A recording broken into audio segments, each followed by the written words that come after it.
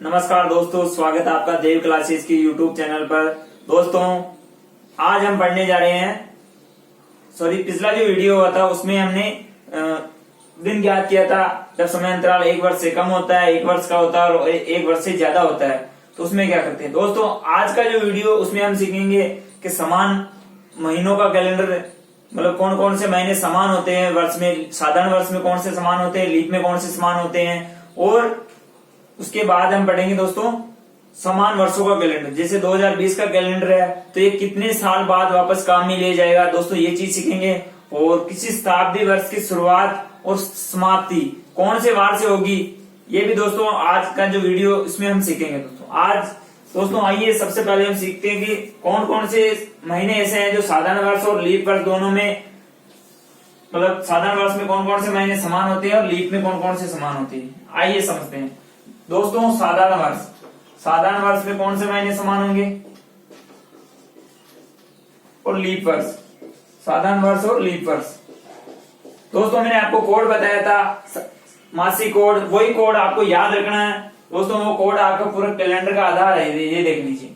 दोस्तों साधारण वर्ष का कोड क्या होगा महीने का, 144, 025, 036 और 146, ये कोड हो गया। दोस्तों लीप वर्ष का कोड क्या होता है, मासिक 034, 025, 036 और 146, ये दोस्तों आपके कोड हो गया साधारण वर्ष का कोड और लीप वर्ष का कोड। ये दोस्तों आपके मासिक कोड है। अब इस कोड से आपको बिल्कुल याद रखने की जरूरत नहीं है, कोड याद हो गया तो महीने में याद हो गए, सीधा इससे देख के बता सकते हो साधारण वर्ष में कौन कौन से महीने समान है, यानी कि कौन कौन से अंक समान आ रहे हैं, वही महीने समान होंगे। जनवरी एक कहाँ आ रहा है, जनवरी और अक्टूबर, यानी कि जो साधारण वर्ष है उसमें जनवरी और अक्टूबर का महीना समान होगा। जनवरी और अक्टूबर, जनवरी और अक्टूबर साधारण वर्ष में जनवरी और अक्टूबर का कैलेंडर समान होगा। उसके बाद चलिए यहाँ फरवरी, मार्च और 4 कहाँ आ रहा है, नवंबर। दोस्तों फरवरी, मार्च और नवंबर। दोस्तों साधारण वर्ष में फरवरी का महीना, मार्च का महीना और नवंबर का महीने का कैलेंडर समान होता है। इसके बाद चलिए 0, यानी कि अप्रैल के बाद जुलाई, अप्रैल और जुलाई का कैलेंडर समान होता है महीने का। जनवरी, फरवरी, मार्च, अप्रैल, मई, जून, जुलाई, यानी कि अप्रैल और जुलाई का कैलेंडर समान होगा साधारण वर्ष में। उसके बाद चलते हैं 2 और कहाँ आ रहा है, नहीं आ रहा, तो इसका मतलब ये मई का महीना केवल उसके समान और कोई दूसरा महीना नहीं होता है। अब मई के बाद चलेंगे जून में का भी 5 एक ही बार आ रहा है। अब जून के बाद जुलाई, अगस्त, सितंबर 6 2 बार आ रहे हैं। तो देखिए सितंबर और दिसंबर, दोस्तों सितंबर और दिसंबर का कैलेंडर समान होगा। दोस्तों साधारण वर्ष में कौन कौन से महीने का कैलेंडर समान है, जनवरी और अक्टूबर का। ये कोड आप याद रख लीजिए, इन कोड को आप एग्जाम में भी लिख के आप बता सकते हो कि कौन कौन से महीने समान होंगे कैलेंडर। यानी कि 1 जनवरी को अगर सोमवार होगा तो 1 अक्टूबर को भी सोमवार ही होगा, यानी कि समान महीने हैं। और 31 जनवरी को अगर मान लो बुधवार है तो अक्टूबर, यानी कि 31 अक्टूबर को भी कौन सा वार होगा, बुधवार ही होगा। समान महीनों का कैलेंडर है। लीप वर्ष में कौन कौन से महीने समान होंगे, यहां से चलिए जनवरी, अप्रैल और जुलाई। दोस्तों लीप वर्ष में जनवरी, अप्रैल और जुलाई, लीप वर्ष में जनवरी, अप्रैल और जुलाई का कैलेंडर समान होता है महीना का। फरवरी और अगस्त का कैलेंडर समान होता है दोस्तों लीप वर्ष के अंदर, फरवरी और अगस्त का, क्योंकि जनवरी, फरवरी, मार्च, अप्रैल, मई, जून और जुलाई, अगस्त, 3 इसमें आ रहे हैं फरवरी और अगस्त में। इसके बाद देखिए 4 और कहाँ आ रहा है, यानी कि मार्च और नवंबर का कैलेंडर समान होगा लीप वर्ष के अंदर। मार्च और नवंबर का कैलेंडर समान होगा। उसके बाद चलिए अप्रैल का ही गया, अप्रैल के बाद मई, जून, जुलाई, अगस्त, सितंबर और दिसंबर। सितंबर और दिसंबर, ये हो गया दोस्तों। ये आपके लीप वर्ष में कौन कौन से महीने को समान महीनों का कैलेंडर होता है, ये है। अब दोस्तों एक चीज यहाँ से क्वेश्चन उठता है कि साधारण वर्ष और लीप वर्ष में से कौन से 2 महीने हैं जिनका कैलेंडर दोनों में समान होता है। दोस्तों सितंबर और दिसंबर दोनों में समान आ रहा है, ये क्वेश्चन उठता है दोस्तों पेपर में। सितंबर और दिसंबर का महीने का कैलेंडर समान होता है, चाहे साधारण वर्ष हो चाहे लीप वर्ष हो। दोस्तों आप ये कोड याद कर लीजिए, आपको ये याद करने की जरूरत नहीं है, आप इससे निकाल सकते हैं।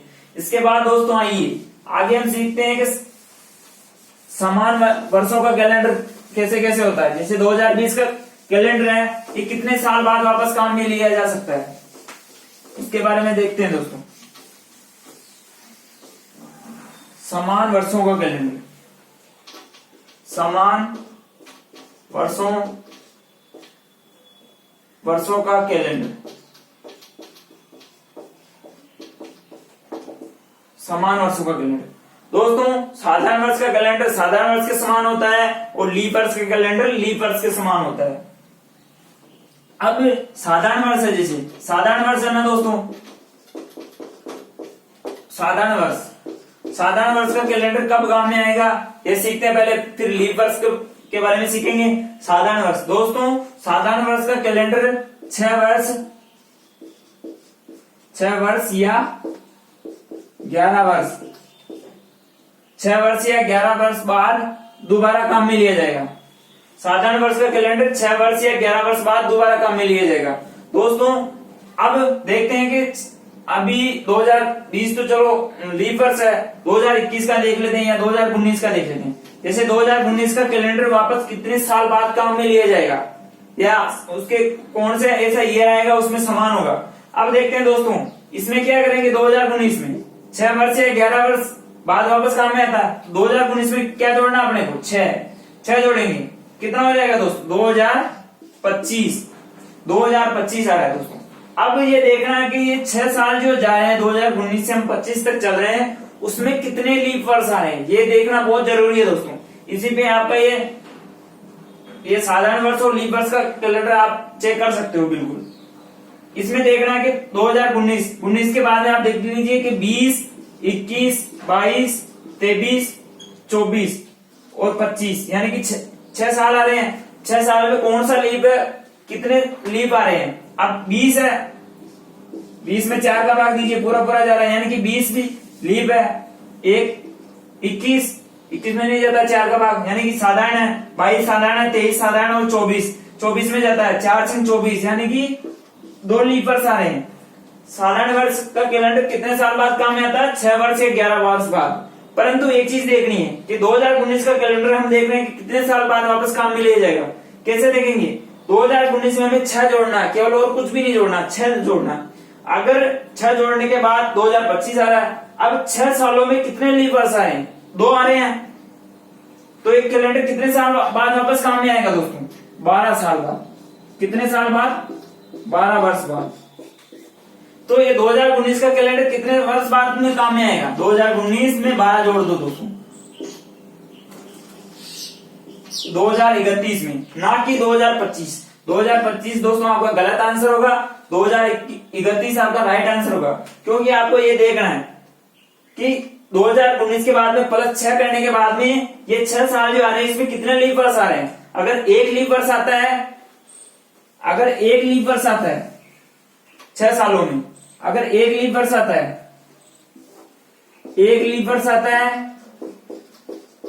तो कैलेंडर 6 वर्ष बाद,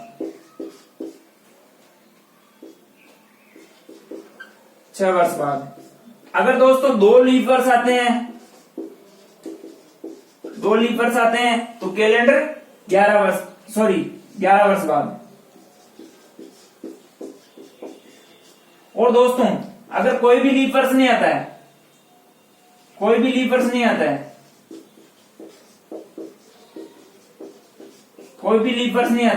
तो कैलेंडर 12 वर्ष बाद काम में लिया जाएगा।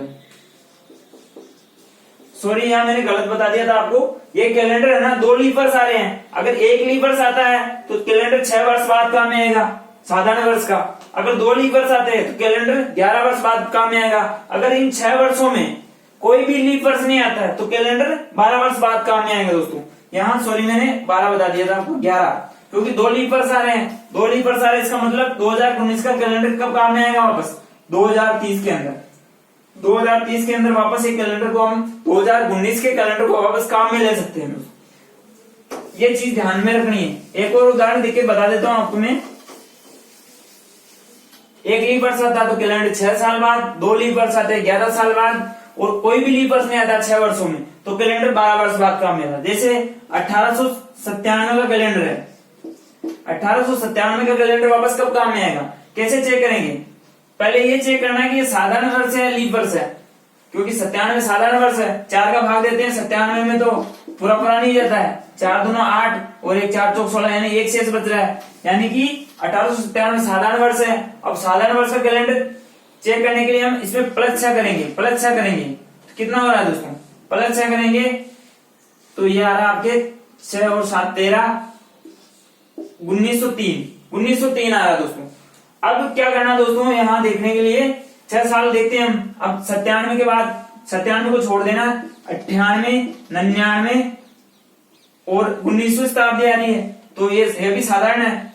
और इसके बाद क्या देखेंगे, 01, 02 और 03, 01, 02 और 03। अब 98 में जा रहा है कि 4 का भाग नहीं जा रहा है, 99 में नहीं जा रहा है, 0 1 2 3, यानी कि इसमें कोई भी लीप वर्ष नहीं आ रहा दोस्तों। इन 6 वर्षों में कोई भी लीप वर्ष नहीं आ रहा है, कोई भी लीप वर्ष नहीं आता तो कैलेंडर कितने साल बाद काम में लेते हैं, 12 साल बाद। यानी कि 1897 का जो कैलेंडर है वो कितने साल बाद वापस काम में लिया जाएगा, 1897 में 12 कर देंगे प्लस, 1897 में 12 प्लस करेंगे, यानी कि 1909 में ये कैलेंडर वापस काम में ले सकते हैं हम।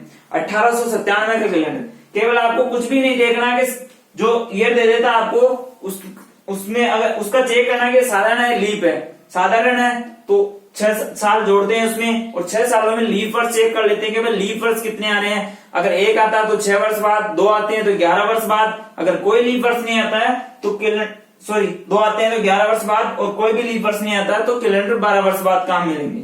जैसे मैंने आपको 2 उदाहरण देके बता दिया था। अब देखते हैं दोस्तों लीप वर्ष, लीप वर्ष का कैलेंडर हम कब काम मिलेंगे। ये साधारण वर्ष का मैंने बता दिया था आपको। अब दोस्तों आपको मैंने लीप वर्ष का बता देता हूं, लीप वर्ष का कैलेंडर बता देता हूं। लीप वर्ष का कैलेंडर लीप वर्ष के समान होता है और ये कैलेंडर दोस्तों 28 वर्ष बाद दोबारा काम में लिया जाता है। एक चीज याद रखनी, 28 वर्ष बाद दोबारा काम में लेंगे लीप वर्ष के कैलेंडर को।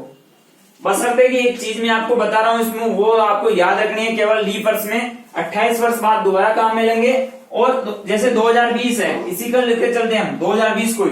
2020 में क्या जोड़ेंगे दोस्तों, 28 वर्ष बाद दोबारा काम मिलेंगे ना, 2048। अब ये 2048 आ रहा है ना दोस्तों। अब इसमें एक चीज ध्यान रखनी है अपने को, ये शताब्दी कौन सी है। अगर ये साधारण शताब्दी आती है दोस्तों, अगर ये शताब्दी है ना 28 वर्ष जोड़ने के बाद शताब्दी अगर साधारण आती है तो ये कैलेंडर 2020 का कितने साल बाद वापस काम में लिया जाएगा दोस्तों, 40 वर्ष बाद दोबारा काम में लिया जाएगा। अगर लीप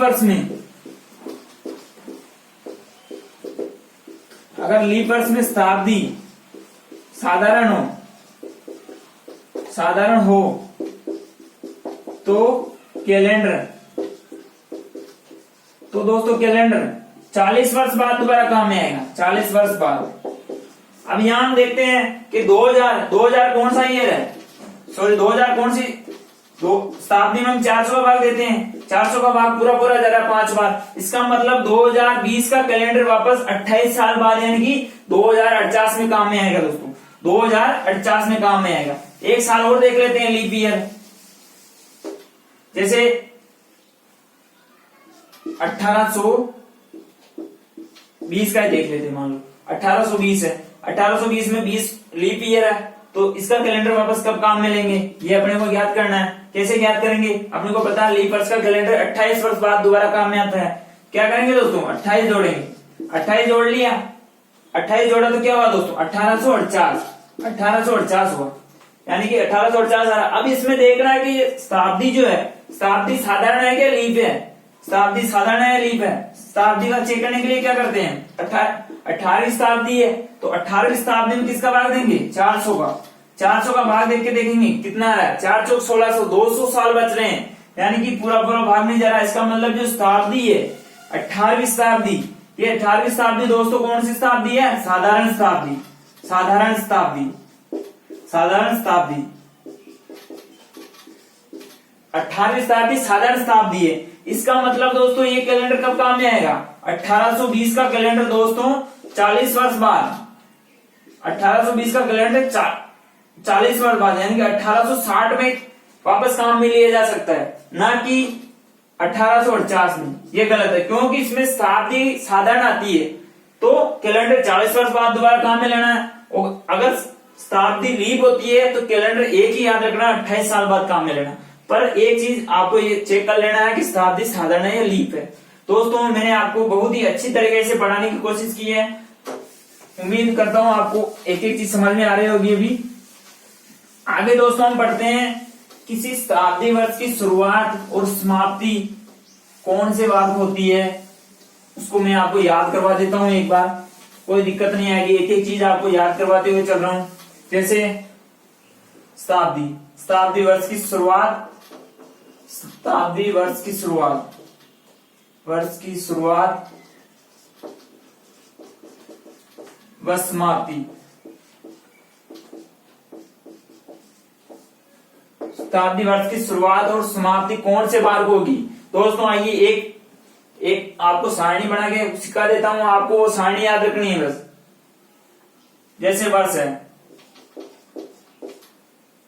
वर्ष है, जैसे 1 से 100 साल है, 1 से 100 है, 101 से 200,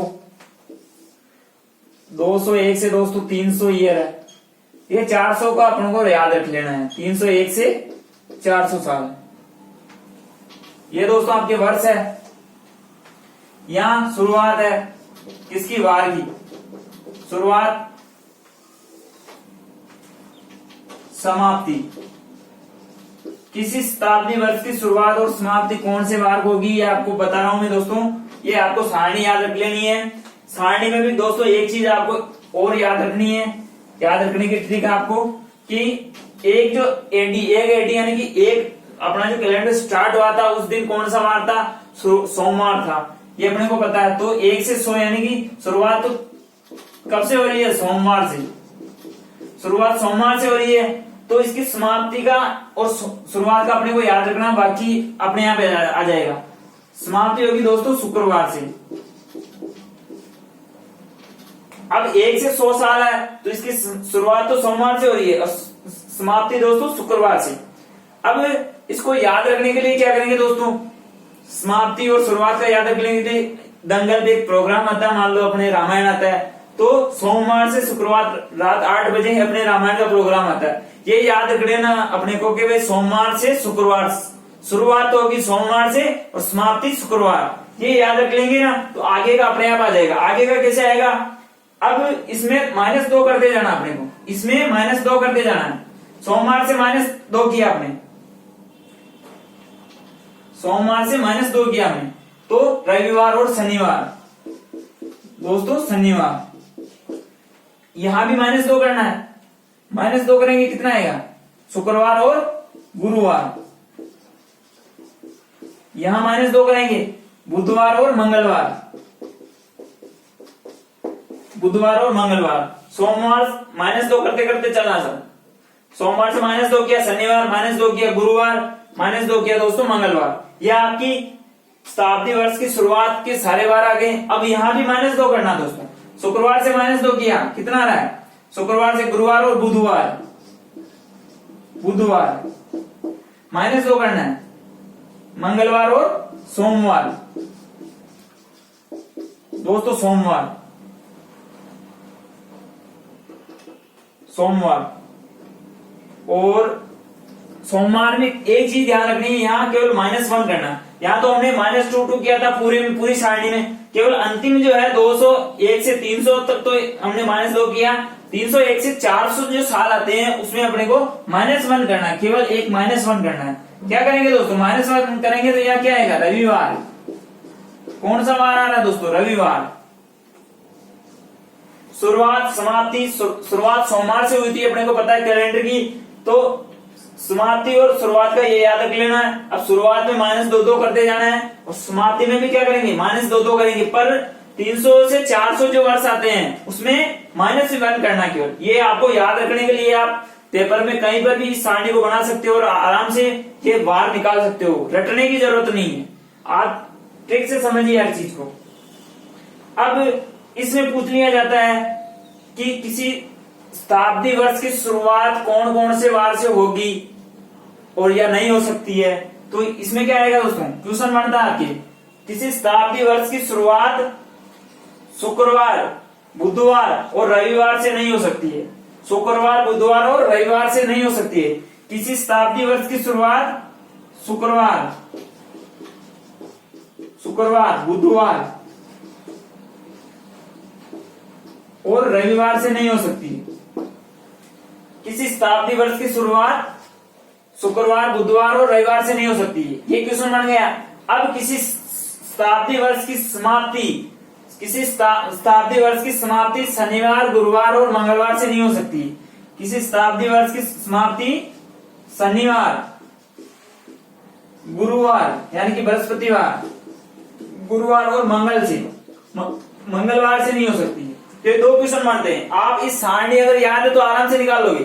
अब इन दोनों में एक ऐसा वार है समाप्ति और शुरुआत में, सोमवार एक ऐसा वार है दोस्तों जिससे शताब्दी वर्ष की शुरुआत भी हो सकती है और समाप्ति भी हो सकती है दोस्तों। यहां से 3 क्वेश्चन उठते हैं। तीनों क्वेश्चन मैंने आपको बता दिए। किसी शताब्दी वर्ष की शुरुआत और समाप्ति सोमवार से हो सकती है। अब यहाँ और चेक कर लीजिए, क्योंकि 1 से 100 साल तक चल रहे हैं ना, सोमवार से शुक्रवार। अब समाप्ति शुक्रवार को ये है तो वापस शुरुआत किससे होगी? शनिवार से। चेक करने के लिए बता रहा हूं आपको, शनिवार से हो रही है। अब समाप्ति वापस बुधवार को हो गई है, ट्रिक से बता दिया मैंने। अब समाप्ति बुधवार को हो रही है तो वापस शुरुआत कब से होगी? गुरुवार से। ये आ रहा सही। अब वापस समाप्ति सोमवार को होगी साहब। अब समाप्ति सोमवार को हो रही है तो शुरुआत वापस किससे होगी? मंगलवार से। या आपको चेक करने के लिए बिल्कुल एक्यूरेट, बढ़िया है दोस्तों। अब आइए, ये तो आपने वार बता दिया कि किसी शताब्दी वर्ष की शुरुआत कौन कौन से वार से नहीं हो सकती है। शुक्रवार, बुधवार और रविवार से नहीं हो सकती है। किसी शताब्दी वर्ष की समाप्ति शनिवार, गुरुवार और मंगलवार से नहीं हो सकती है। सोमवार एक ऐसा वार है जिसे शताब्दी वर्ष की शुरुआत भी हो सकती है और समाप्ति भी हो सकती है। आइए सीखते हैं। जैसे अपने को क्वेश्चन पूछ लिया जाता है कि 27वीं शताब्दी है, मान लो कोई शताब्दी दे दी अपने को, 27वीं शताब्दी। 27वीं शताब्दी की शुरुआत कौन से वार से हुई थी? 27वीं शताब्दी की शुरुआत कौन से वार से हुई थी? सप्ताह की। कैसे चेक करेंगे दोस्तों? चेक करने के लिए क्या करेंगे दोस्तों? 2600, यहाँ 1 से 100 तक चलते हैं, 101 से 200 तक चलते हैं। यहाँ क्या करेंगे दोस्तों? 2600 से 2700, 2600 से 2700 तक चलेंगे। 2600 से 2700 तक चलेंगे ना दोस्तों।